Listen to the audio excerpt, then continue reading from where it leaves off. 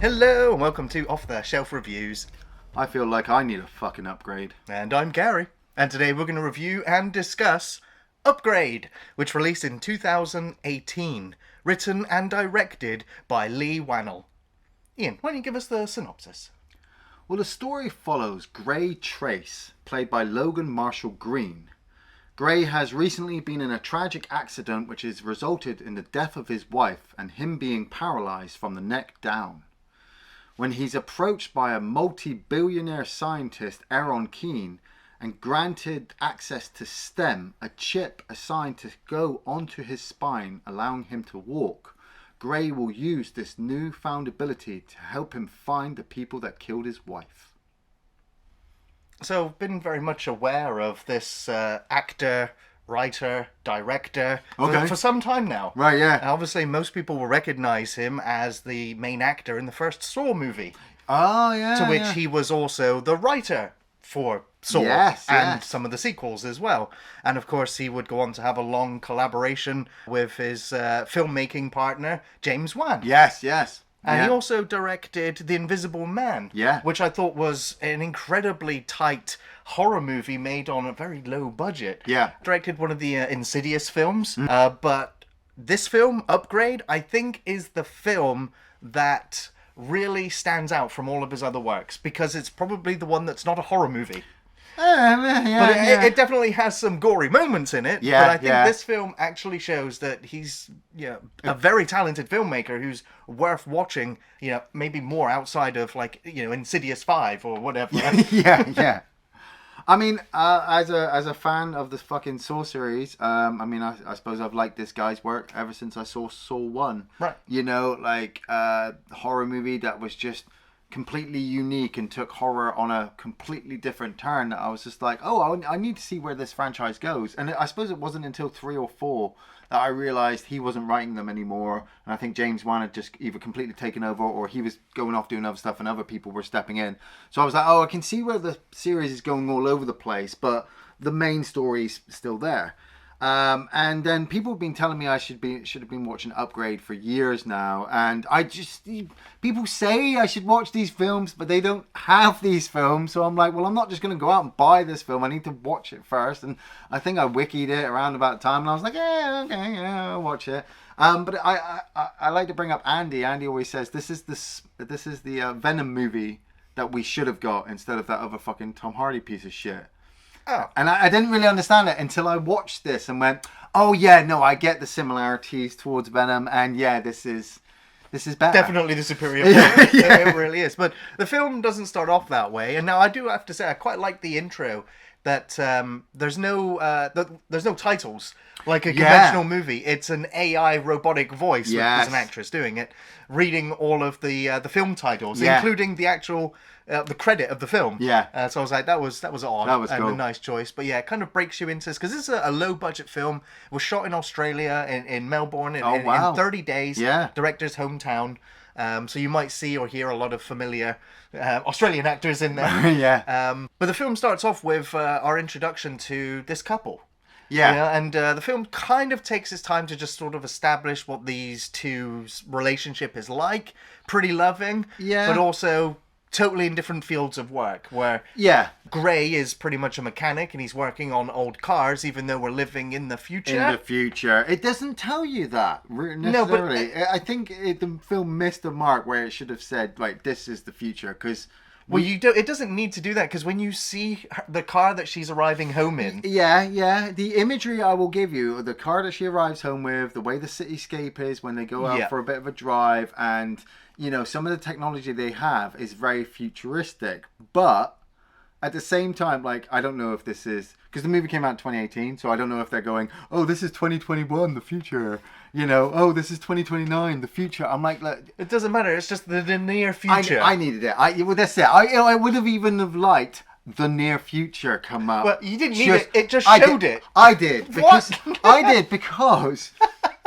because there's certain things, like you said, we've got Logan Marshall Green playing Gray Trace as the husband, and we've got Melanie Vallejo playing Asha Trace, the wife. And they even say that husband-wife, that's how they kind of, label themselves to each other, which I'm like, okay, that's playful, but, and I said this to you before we turned the camera on, how long have they been married for? Why don't they have children? You know, these are questions that I'm trying to get the background of this couple, because I do know that something's gonna happen and that the husband is going to be seeking redemption. So I need to...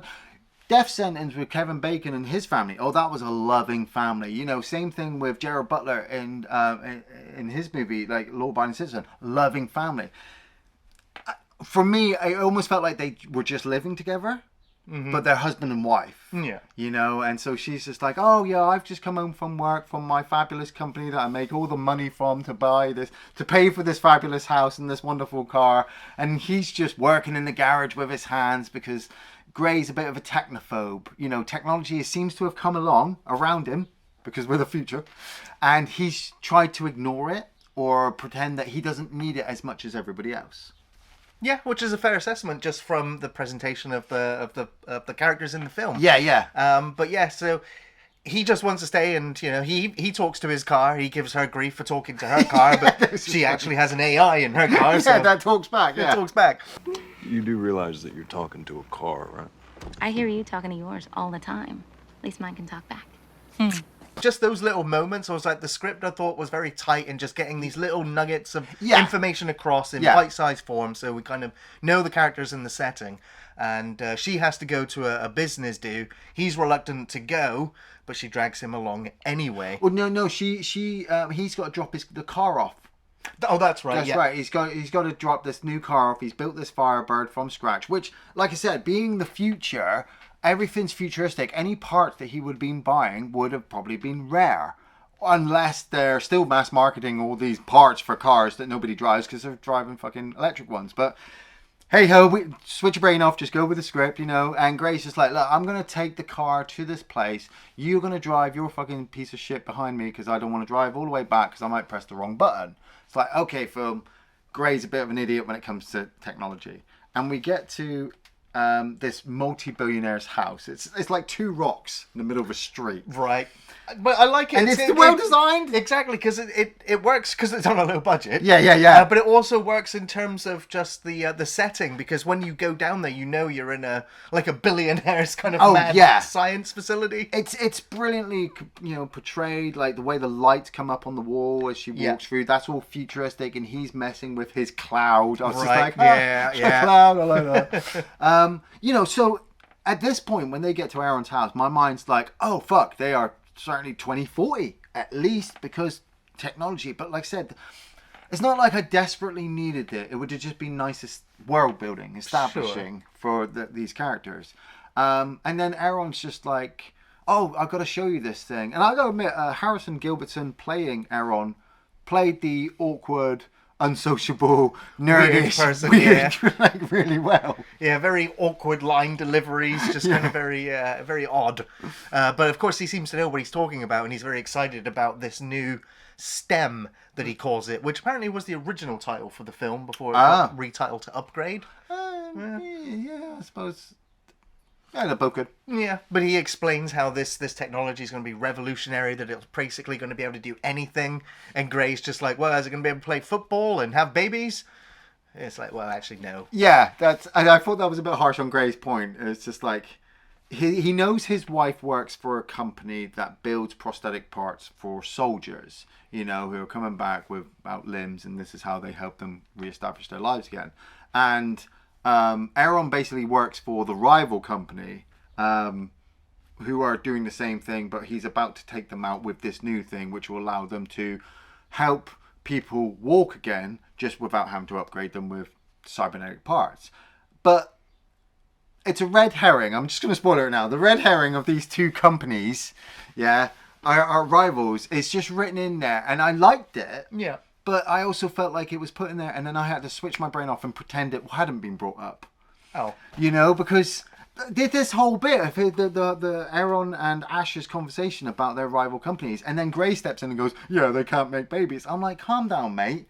You're living in the future surrounded by this technology, but you're going to stick it to this multi-billionaire that this new invention that he's made just can't do certain things, because we're establishing that Gray is against technology. Right. But I like that because he's so against it. Yet as we know, as the film's going to go on, he's going to have to adapt and get used to it and kind of become symbiotic with it. I get it. So it's like, it's... But his wife works for a company. To avoid arguments with the wife, don't moan about what the fuck she does, alright? Yeah. She's fucking paying your bills. We don't know what you do for a living, Gray. He fixes cars. Oh, okay.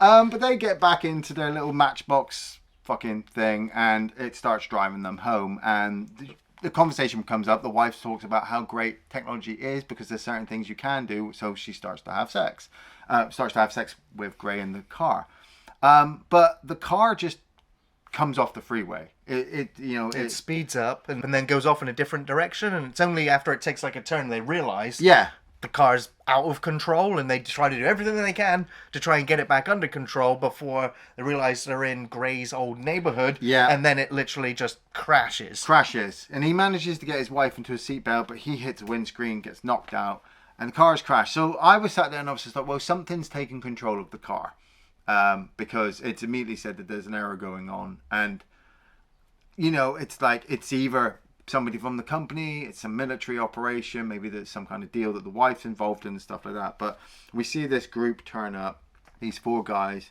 They take Asher out the car and they hold Gray down, and after they shoot Asher right in front of Gray, they then shoot him right in the neck and cripple him, and then the police turn up. Yeah, well, the drones come flying down, don't they? Well, the drones are monitoring them, but then the police turn up once the guys have gotten away. And we have that horrible moment where he's calling out to her to look at him, to stay with him, and we just see the life go out of her eyes, and as they die there. I love that bit. Like, these two the actor and actress really established that her death then was the massive focal point and catalyst for this character. They sold it very well. They sold it very well. The performance, the music, the camera angle, it really worked. And so when we catch up with Gray after this incident where he's now completely paralyzed, lost control of his arms and legs entirely, and he's also, he's lost control of his soul as well. He's completely dead inside. So we see that as his mum's trying to look after him, as he's getting this extra technology, these extra computer arms to make him milkshakes. He has visits with a policewoman who's investigating the murder. It's been 3 months, and yet they still haven't got any leads or anything concrete. So, it would appear like there's only one person working this case now, and it's never going to happen. And so that's the kind of state that we find him in. Which is when he eventually gets an invitation after he's tried to kill himself. He's tried to kill himself, and then he's visited by Aaron in the hospital, and Aaron basically explains to him, like, look, hey, remember me? Remember that STEM thing I showed you? Let's try it. If we try it out secretly, because we can't let anybody know, we can see it. And he even tries to say to him, like, oh, well, what would your wife would have liked? What do you think she would have done at this point? Because he just was he doesn't want to get his life back on. It doesn't matter whether he can walk again. Yeah, she's not there. So, the main crux of it is, Gray is going to be happy to use this technology to try to find out what happened to his wife. Because still, we're not entirely sure. Like 3 months have passed. She's dead. Did he get a payout from that company? Did her insurance get paid out? Right. Like, what happened? It was a faulty GPS. So it was a bad smart car. Yeah. It's not. I'm not massively having a go at this director. I'm not saying that the writing is completely shoddy. There's just a few things that I just go, you're avoiding world building to just keep the pace going, and the pace does go very, very well. I've got to give it that. But there's just a few little things like this, but like we said, Gray's come home, he's got all this technology, Mum's there, and he's telling her, look, Mum, I don't need you, you don't need to stay here. And it's just like, well, Gray, you kind of do, mate. These you yourself have said these robots can't do everything, and you are going to be wanting to kill yourself. So then, well, that's why he wants to be on his own. Just get her to go. Yeah, and then Aaron comes along, and so Gray's just like, okay, I'm going to go. And they have that surgery sequence where he has it applied to the neck. Yeah. I thought that sequence was great. I loved the windows. Yeah, the way the camera panned over all of those windows, and we got to see, the holographic overlay. Yeah. We can see the doctors have kind of got special optics and lenses so that they can see a virtual autopsy or overlay of what's going on, and it is pretty gory as we see them digging away into his spine and placing the stem into his neck. Yeah, so I like that as well, because I was just like, okay, it's kind of cyberpunkish, and what I mean absolutely. Is kind of cyberpunkish. It very much is. Well, I say kind of because you haven't told me what the future is. You're not showing me anybody else's technology. Like, well, it's about to. There's only a few, like this doctor and maybe one other person who's got the biomechanical things. If we're talking cyberpunk, it should have been like more people. Maybe even his wife should have had like a, oh, Gray, you talk about technology, early but look, days my cyberpunk. ears. We're just on the cusp of getting to there. So it's not cyberpunk. Well, no, I mean they're working working all those biotics and implants. So I get what you mean. Because once he's had the chip attached to him, I've got to give the actor Gray, so much kudos, because I mean I know we hated on Prometheus, but then I thought back to it of how he was in that movie, and he kind of did sell very well, hidden, being mutated into this monster. So the same thing with this movie, he plays it very well that he can't move anything from his neck down. Yeah, STEM is controlling his body parts, or STEM is allowing messages from his brain to go down, so they're kind of awkward and very robotic. Yeah, weirdly natural. Yeah, I actually thought that scene was really beautiful. The way he, because the doctors are just like, well, we shouldn't have expected results almost immediately. Yeah, and then almost immediately he starts twitching his finger. Oh, he's raising his arms up. He's standing up and walking. The music's getting excited, and it's a very emotional moment, because. It's one of those things. Obviously, the film is talking about technology and rapidly developing AI, and we are in our reality getting to a stage where technology is at that stage, where we are able to give broken human beings their limbs back, or their sight back, or their hearing and stuff. And so that moment where they have that sense back is a wonderful moment. And he plays that so well. It's really believable. But then the way that he starts to move, he moves around like RoboCop. Yeah. He's stilted. It's precision. Yeah. Like the way that he makes the milkshakes or the drinks in front of him. Yeah. It's not human. Yeah. His movements. Not fluid like. So I really liked his body language, and then at times he would become more relaxed, but then at other times again just under control. Yeah. I mean, he gets back to his apartment, and he's still got to pretend that he's in his wheelchair until he can lock the door, and then he can move around. Do whatever to sign a waiver. So he wouldn't talk about it. It's all confidential and shit. And then when he gets home, he's looking over the police stuff that Detective Cortez has dropped him, which I thought was. I mean, he said he was going to help. I didn't know she could give him fucking case files and fucking access to fucking CCTV camera. I didn't know you could do that after 3 months. That's like Punisher level shit. And then while he's looking at this stuff, he hears a voice tell him that he's noticed something. Hello? Yes? Okay, who's saying that? I am STEM, the system operating your body for you. And Logan Marshall Green, he played it absolutely brilliant, where he was talking to himself. Thinks he's going crazy.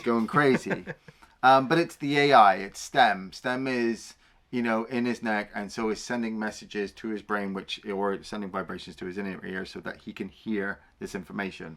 And a lot of this is played for comedy at first, which I think is the right tone to take. Yeah. Because it sort of lulls you in as an audience member that this is kind of fun. Yeah. Like he's talking to himself. Actually, no, he's talking to his AI. Is his AI his friend? Is his AI's giving him his mobility back? Yeah. His AI's going to help him figure out who these people are on the TV screen that murdered his wife. Yeah. And so I like that he thinks he's going crazy. He tells the computer to shut up. And then he's like, are you there? Can you talk? And the AI's like, yeah, you're not crazy. Yeah. I'm here. I'm here. I'm sending sound waves into your eardrums. Yeah. I can see out of your eyes, and I've been watching ever since you woke up after the operation. Yeah. So it's like, that's kind of creepy. But at the same time, it's like, well, why did you choose now to talk? And that's because he's watching the playback. Yeah, he sees something on the CCTV camera, and he's just like, look, I've noticed this. And that's where he says, look, the guy that shot your wife wasn't carrying a gun. He must have had the implant on him. And so that's what I mean. I'm like, oh, there's more cyberpunk stuff in this universe that we're going to be slowly drip fed. over the course of the movie. You know, this now's the big mystery investigation, and he even gets him to draw like a tattoo. Yeah, I love the way that he kind of prints it as he lets Stem take over his hand. And that turns out to be a military tattoo that they can get information from. But then even Stem convinces Grey, like, look, you can't call the police because A, you signed a confidentiality waiver that I'm here, and B, you won't actually be able to explain how you got a perfect drawing off of that tiny blurred image. Right. We have to go find more evidence. And so he heads back to his old neighborhood, which I thought was a bit strange or coincidental. I'm not entirely sure because we know from the movie, well, from when he crashed, that Grey told us that they were going in the complete opposite direction to their house. Yeah. Right? And then they crashed in his neighborhood. Yeah. So he's had to come all this way in that wheelchair. Yeah. Yeah. And I'm like, I would have liked to have seen an Uber.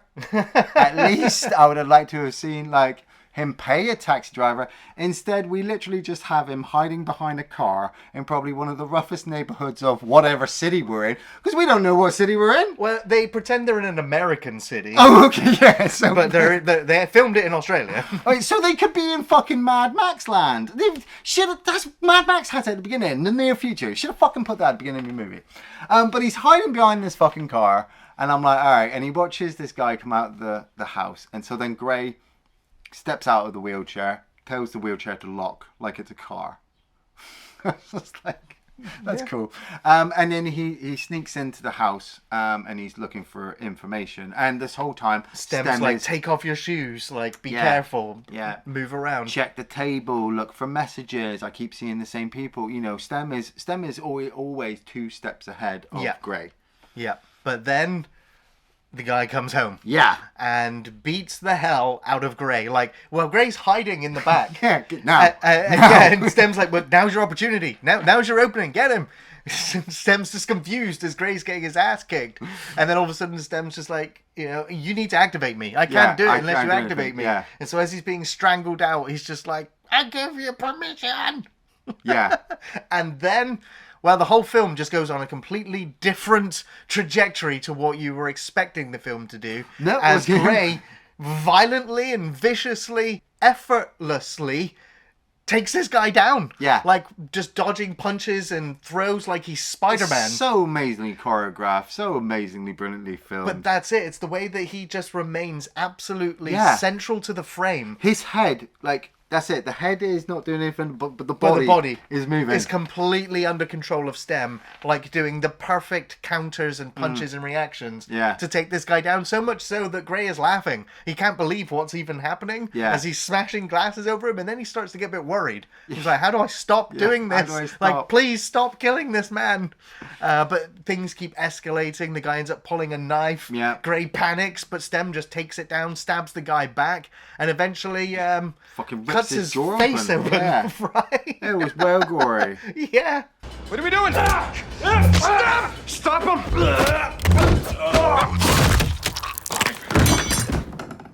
I mean, it went exactly where I thought the movie was going to go, you know, because this is where a lot of these revenge stories go. You know, they start investigating and killing certain people along the way, and either they intend to kill them or they accidentally fucking kill them, but it becomes a motif throughout the movie. Sure.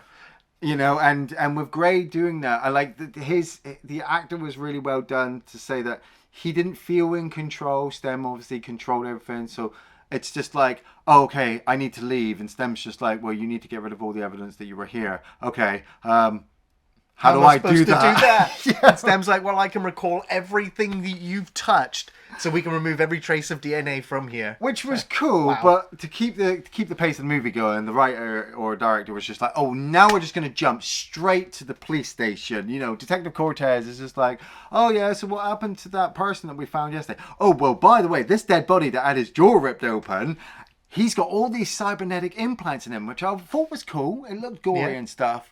But it was just like, okay, so now this guy is part of a crew of people who have been hired, a crew of mercenaries that have been hired to do this job for whatever reason. But it was the way that as well that she's just like, any other evidence? And the guy's just like, well, no, other than that oil spill you found outside. And I'm like, oh, so him and Stem cleaned absolutely everything movie. That's what you're telling me. You're telling me they did it, they cleared it. Just keep going. And then there's this. What is it? Appears to be some sort of weapon implant embedded within the muscle. An actual functioning gun with a bullet loading mechanism built into the tissue with biomechanics. So when Gray returns home, you know, he's kind of a little bit freaked out. He's had to kill that guy and he didn't get the information. But they did find some information on a bar, Old Bones Bar, which, hey-ho, coincidentally, just happens to be in Gray's old neighborhood. And not only that, Gray actually kind of knows this place because he's heard about it. He knows it's off the grid, which is something that he would probably kind of like as well. Which I was just like, just... Well, coincidences happening here. I don't know if that's intentional with the writer or if it's just part of the story. But, you know, Gray is making his way there in his wheelchair. And I was so fucking funny. Because after what you've just seen of him taking out the guy, you kind of know what's going to happen. What he's capable of. But the way he has to get somebody to pass the drink over so he can drink it out of the straw. To the way he just wheels up to everyone and goes, turn the music off. I need to know. You lot know who killed my wife and put me in this chair. Yeah. Announce yourself to me now. It was really good. But he ends up getting wheeled off into the bathroom to, well, get beaten up because we can hear the horrendous screams coming from the bathroom in the rest of the bar, and they're just like, well, that sucks, and my mama told me never to beat up a cripple. Take the knife and torture this guy, and Grace is like, well, I can't. You do it. It's them. And so he looks away and all you hear is the hand movement. We don't see it, but we see the aftermath. But the Grey literally just took out everyone in that bathroom stall. He was just like, don't forget about you. Yeah. Just completely perfectly executed. It was, it's amazing to watch. Now again, they did the same thing where he's just central to the frame. He's like symmetrical almost. And so apparently the way they achieved this effect was that they put a mobile phone type device on Logan. Right. So, and then they paired it with the camera so that the camera would literally move exactly how he did, so it would always keep him central to the frame. And so it just has that like perfection, like it's almost like the fight is choreographed, like the camera movement, it's all been controlled by an AI to capture it. Do you know what's kind of strange is after a few of these fight sequences, it started making me think of Malignant. Okay, how the person in Malignant kind of moves all awkwardly and how the fight sequence and the camera just spins around with them, And I was just like, did James Wan look at Upgrade and go, I'm stealing that from you, motherfucker. I'm going to take a couple of those things. Because I think there's even a nod to James Wan at one point. When he goes to the hacker's house, the top address is J1. But on top of that, when before I think he got to the buzzers, the hallway, on the left-hand wall, there's a giant painting of the Saw doll. Oh. So it's just like, another nod there. Not there. But after taking out all these guys and getting the information, there's another mercenary played by Benedict Hardy called Fisk, and he was the one who shot Asher. And he's walking around with this badass mustache on, and so you just know he's fucking hardcore. And he was looking for his comrade at the bar, realizes that he's been killed and wants to find who's obviously been involved with it. Well, at the same time, Aaron had already said to Gray before he'd gone to the bar, like, look, you said you weren't going to leave the house. I can track you. And so Stem had actually told him, like, look, Aaron's going to know where we are. He's going to try to shut me down. He's going to be activating this kill program. You need to go to this hacker, which I've already fucking looked at, and it's kind of nearby. Go to this apartment, ask for Jamie, and get him to say all this stuff. And paying cash. Yeah, paying cash. And so Gray's going to this apartment while everything seems to be shutting down on his body, because obviously Stem's being shut down remotely. So he's literally crawling to the door. Yeah. For one last knock at the door before he collapses. Writing all this fucking computer jargon on his arm till Jamie finally gets hold of him. Which was a bit of a plot hole for me, really. A bit, yeah. I mean, granted, he's Stem's being shut down, but earlier in the film when he was seeing that tiny little pixelated blur on the screen, he was able to do a perfect printing. Yeah, in order to get Gray to write the URL code down that the hacker's going to need. Yeah. He needs to manually tell him every letter and number as he's writing it. I was like, can't you just take over his arm and just very quickly write it so that it's actually readable? Because Jamie looks at it and goes, I can't even make that out. Yeah. But she still manages to hack it and do it anyway. And at the same time, you've got the kind of cyberpunk future stuff where, hey, look, all these people live in VR. And I'm like, low budget. Yeah, I can see that now, movie, you know, because maybe that's why they tried not to tell us too much about the future, because they weren't able to give us too much futuristic tech. But what you've given us is enough. It's just, you know, here it is, but ignore it because we need to keep going with this other story. Like this Jamie character, like they just go, we can't let them win, when they realise that actually they're being tracked and that Fisk and his buddy is turned up. And 2 fucking security guards from Ash's old company are fucking... the 2... Not Ash's company, from Aaron's company have turned up. So you've got Fisk and his buddy, and then these 2 security guards turning up to fucking take down... To bring Gray back to get Gray Stem. Yeah. But he blasts them through the elevator. He gets to scan them and he just kills them before they even react. That's it. He uses his thermal vision, blah, blah, blah. They're fucking dead. I'm like, okay, so he's totally the bad guy. So what did you think of their, like, shotgun, handgun arm implants? I thought they were really fucking cool. Yeah. Especially when fucking that one guy gets up against... Gray, and Gray's like, I don't want to hurt you, and he's just like, yeah, whatever. Stem takes control, gets the guy's arm, puts it against his head, and just fucking blows his head off. Don't worry, I'll make this quick. Yeah. Oh, wow.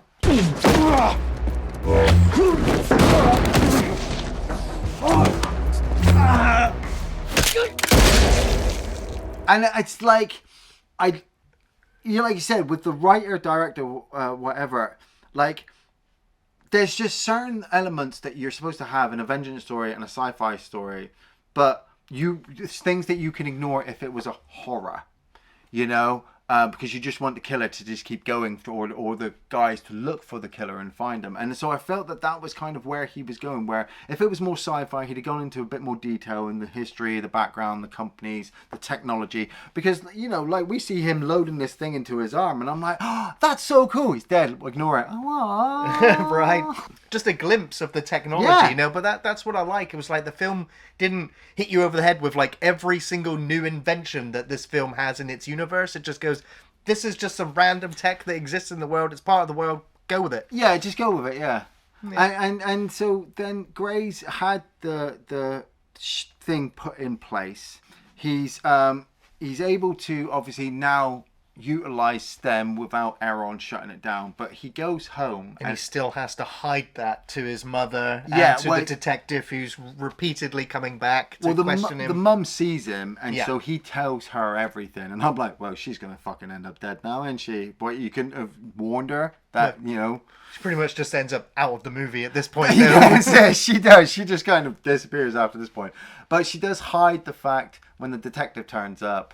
And Gray's just like looking at her like, I'm not lying. I've honestly been here the whole time. Look at me. Like, you're telling me all these people have died? Ha ha ha ha! How could I have done that? I don't know, with the 10 million fucking insurance you got from Ash's fucking payout from a company hiring some fucking mercenaries? I don't know. But the detective's just like, suspect. I will slip this ancient fucking bug, this hear listening device into your coat, which Stem can't pick up. Because there's no digital components. That's it. Stem is always active. It, whatever, is looking through Gray's eyes, and from there can access or see stuff in, like, she could look at a phone and be on the internet before Gray's even put in a number and found the information. That's how the writer has written Stem down for us, is that, look, the more Stem is in control, the more powerful he's getting, the more he's able to do all this stuff.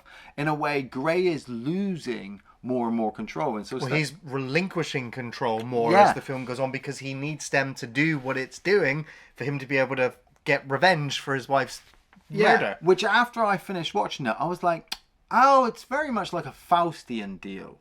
Oh yeah, he's very much made a deal with the devil. He's made a deal with the devil, and the devil needed his permission as the movie went on to be able to do all this extra stuff, till the point where, and that's what I mean. But kind of being experienced, I was like, well, he's exhausting all possibilities of who these mercenaries are attached to. The companies have not been involved at all. So for me, the only person this is kind of pointing back to is Aaron. Aaron hired this group to take out Grey so that he could attach Stem to him. Pretty much gets all this information from Fisk when he has that confrontation with him. Yeah. You know, we ends up losing the fight for the most part. Yeah. But he ends up then having to provoke an emotional response from him. Yeah. So that he doesn't just kill him and they ends up fighting, which gives him the advantage, and he ends up falling down on and gets impaled in the back of his head. Which was a bit bullshit. I mean, it was a cool fight sequence. Yeah, it just seemed a bit bullshit that, like, you know, Fisk is countering everything that fucking Stem or Grey are doing. And he's just like, yeah, you're allowing your emotions to control this. You're so angry, blah, blah, blah. And so then when Fisk has the chance to just kill Grey right there, Grey's just like, oh, you're the brother of the first guy I killed. Ah, well, he was a bit of a fucking pussy and he didn't die like a soldier. He whined and moaned and bitched. And Fisk is like, emotional overload. I'm like, oh, Fisk. Yeah, I thought it was quite clever. So yeah, it's cool. All right. But it built to keep the pace going because he had to kill Fisk to realise. And then Fisk has broken to him, look, who do you think hired us? It was Aaron this whole time. And so Grey gets into his car, drives all the way back to Aaron's magic fucking mansion, walks in there, kills the two guys. There's a bit of a high-speed chase as the detective's trying to chase after him as well. Well, no, fucking Stem takes control of it, which was when I realised, it takes control of another car, which obviously lets you know, well, if Stem's doing it with this car... Could he have done it with the other one? So when they get back to Aaron's place, Aaron confronts him with the information that actually Stem has been in control of everything all this whole time. From the fucking from before the film even started. Before the film even started, because Gary and I were looking at it going, well, yeah, actually going further back, Stem must have found Grey online, on Facebook, whatever technology they used, and went, hey, Aaron, I want to be human, so that's the guy. Bring me that man. I will control. Like, you don't fully understand how Stem controls Aaron. We don't need to. All we know is the technology is there to, fix his. I kind of, because I don't understand. Without that earpiece, I don't understand how Aaron has been influenced by Stem this whole time. Like we said, he had a kill switch. He could trace Stem. You know, the movie has put in these red herrings to say that, oh, Aaron's been in control this whole time. For Aaron then to turn around to us at the end and go, oh no, I haven't. It's all Stem, and you need to stop him. And Grey goes, oh god, it's Stem, because fucking Stem kills Aaron, and then he chokes the fucking detective almost to death. Yeah. But then he tells the detective to use the taser on him. Yeah. And I guess Stem just goes, oh, okay then, this will be a new experience, and just lets her tase him. Yeah. So that was a bit weird, considering how well he defended himself up to this point. I mean, it was cool, because the next scene we get is Grey waking up in hospital with his wife there, and her telling him, look... Well, he pulled the gun to his head. He was trying to kill himself to stop himself murdering anybody else. Yeah. So he was really fighting. And he'd already been told by Stem not to overexert himself and fight Stem while Stem has control. Yeah. Because his mind could fracture and break. And we've had flashes of his wife appearing throughout the film where it's just like, is his mind breaking? Is Stem... manufacturing this image in his mind? That's it. That's what I don't. That's what some of the stuff I don't also get. Like he says, oh, he broke his mind. So what? Now Stem has control, but Grey's just the ghost in the machine. Yeah, like, he is now. Yeah, Grey's still there. That's very cyberpunk. Yeah, but like if Grey went fully brain dead, Stem would lose control of the brain because because Stem is already taking control of his body. But he doesn't need the brain anymore. He kind of. I think he kind of does. The movie doesn't actually explain to us. I mean, it doesn't explain to us that Stem has full-on control now, because all he goes is, oh, Grey's in a better place now. I have control of everything. Blam, blam, detective, walk off, end of movie. Yeah. And I'm like... wait, I'm like, applaud. I'm sorry, movie. No, what? I'm sorry. Because... All right, the way I understand cybernetics is that you need the human element still alive to keep the fluid and the flesh and all that kind of stuff. So at this point, from this point further on in the movie, is Stem going to be eating and drinking like other people? Of course it is. It's going to need to. Right, but we also said, so Stem wants to become more human. Once it becomes more human, it's less Stem. It's less machine. Yeah. So it stops being... whatever it is now. I get it's the robot, it's the AI that wants to be a real boy. Well, that's it. But I get also the idea that after this, he's going to make more of himself, which is a great idea, AI. Except the more you make of yourself, the taking out the perfect. The film ends perfectly there because it does. You don't need all those other questions or answers. It's just the AI won. But the thing is, what you needed to know was that it didn't just, put Gray in a mental cell, in a gulag in the ground to be tortured forever. He literally gave him his wife back, gave him his life, gave him a happy ending. Oh, he's the good guy! Even though he's trapped in his mind. No, I'm just saying. The good guy. I'm just saying that the AI could have been cruel and nasty and evil. And he was. It was in terms of murdering people, but it didn't torture Gray at the end. It put him in a nice place. So it's not a terrible ending. I see where you're going, but I like you're grasping. No, I love the fact that the AI won at the end. The film doesn't. It's not a warning about AI. We get that every day anyway. But the AI wins in most scenarios in these movies anyway. Yeah. And you don't need to know how the AI works. It's a movie. Like how the chip works. You don't need to know. No, for some people. Do you need to know why you die in real life if you die in the Matrix? You don't need to know. Bro, the film still works. You're talking to the guy who Wikipedia's this shit. I know. I need to know. Well, you don't need to know for the film to work. I need to know. I need to know because certain things don't add up to as well as I think a sci-fi movie should do. I don't have these many questions as I do with Blade Runner. There's only a couple in there, but that's because Blade Runner establishes its time, establishes the players, establishes the overarching companies, establishes the world that we have.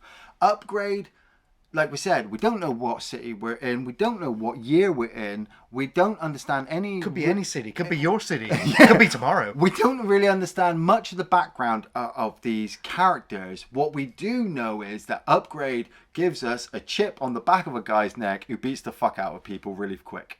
I honestly think you're too worried about all the stuff that doesn't matter at all in this film. That's cool. Let me worry about it. You don't worry about it. I'm not worried about any of that stuff. I'll worry about it. I'll worry about it. Iain, I am worried about what your favourite scenes are. No, I had quite a few favourite scenes. I liked, obviously, the fight sequences were just really well developed, really, really well choreographed. And the actor playing Gray really made me believe that he wasn't in control. Something else was in control of his movements. I didn't spend all my time trying to look for the CGI or the wires or anything to make me go, oh yeah, that's how that made it work. What I did get was, like Gary said, the way that the camera moved, the way it kept onto the characters, the way he utilized certain things in the background, and then he's trying to tell himself, look, please stop, I don't want to go this far. It was really great. Like we said, up until all the way to the end where he walks into Aaron's place and shoots the two guards, but he's looking down. He's not even caring anymore at that point. Stem is just in control of everything because he feels like he's getting to the end of his journey. He's going to find out. I love the operating room sequence. I love good sci-fi, and that was good sci-fi. The camera coming up, you're seeing him, and then the next window was like X-ray, and then there was a normal window, and then it was X-ray again. I was like, oh man, that's really cool technology. Getting into the bar and getting everybody's attention. Gray just sitting there in the chair, acting out like he's the hardest man in the fucking room, and you're the only person who knows he is. Everybody else in the bar is just like, whatever, and I'm like, man, if he gets out of that chair, you're all fucked. One of my actual real favourite sequences was just when Gray breaks down at the beginning after Ash has died, and he's gone home and he's got all the robots there and his mum's taking care of him.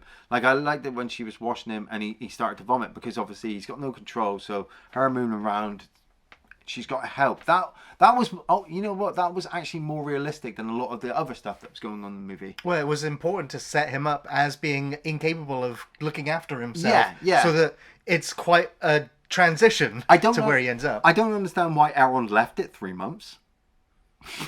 That's because we know he was under control of Stem. Stem didn't tell him he was needed at that point in time. He didn't know. Stem was just watching for 3 months. He's just being puppeted by Stem. I'll just leave it 3 months until Gray's had enough, and then we'll step in, Yeah. Yours?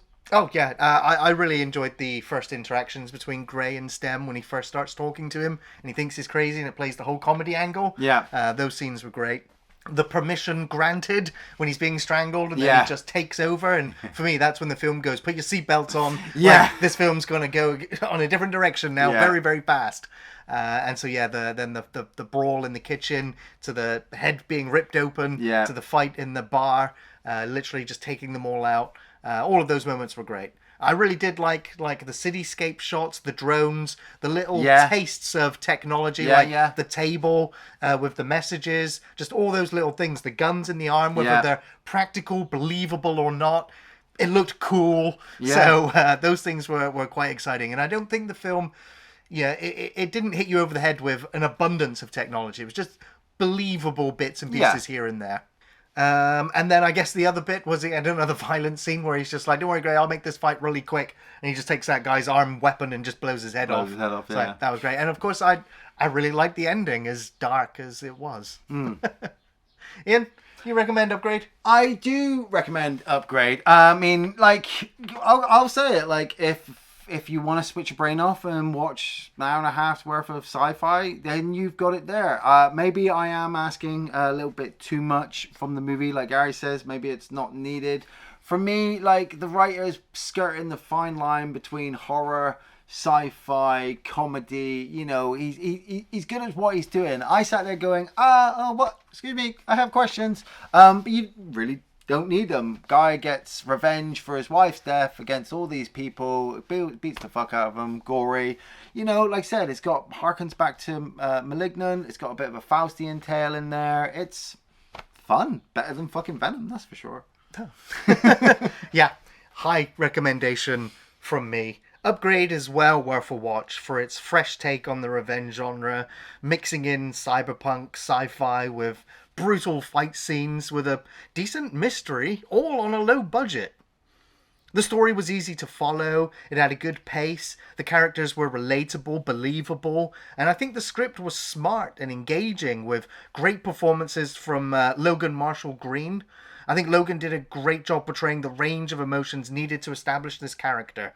From loving husband to being crippled both physically and emotionally, to learning to walk again, to then dealing with a murder and a killer AI taking full control over his body. Logan sold all of this convincingly well. Great supporting cast too, with Simon Maiden as the voice of STEM, really deserving mention in creating that cold but reassuring voice. The film has a very unique style to it, especially for the fight scenes, the rapid camera pans and edits to match the punches and kicks and swings. It's cool, it's entertaining, and it's sometimes funny, and it's memorable also for just being very gory in many instances. The sound effects and music really gelled those scenes together with a good synthwave sound. It's not a perfect film, but it was refreshing, entertaining, and it holds up well after rewatching, and I highly recommend it. It's great fun. It packs a punch. It doesn't get too preachy about the dangers of AI and technology, and the film has plenty of heart and style. Not man, not machine. More. Thanks for watching Off the Shelf Reviews.